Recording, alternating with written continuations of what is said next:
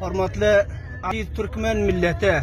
Görüşünüz yanak hazır manakay adalet hahlık için ki haberiniz vardı.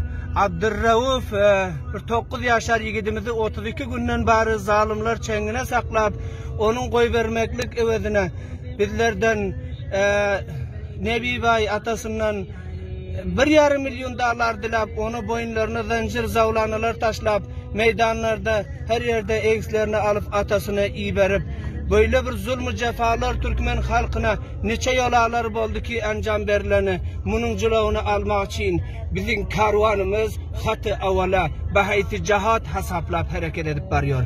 Görüyorsunuz hormatlı kardeşler, Türkmenin himmeti, Türkmenin gayratı, Türkmenin kudreti halka belli olsun. Biz Türkmen biz zalimlerin mukabiline duracak insanlar biz hainleri vatenden Balx vilayetinden başını cemlap hemmesini kara yere tıkacak Türkmenler biz. Her kim gaflette yatıyor mesuliyetini ada etmedik insan.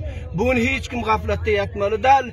Bugün oyunun günü, bugün cihat günü, bugün İslam günü, bugün adalet günüdür. Ey braderler, görürsünüz ol eksiki bir tiflim masum zalimana bu namertlerin elinde mabasta yatır.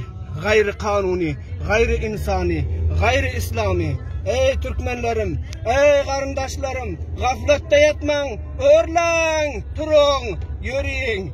Sizler hakkınız için kadem koyun. Sizlere zulmü istibdat az var ki zattal. Tabakay mazlumiyet. Sağ olunlar.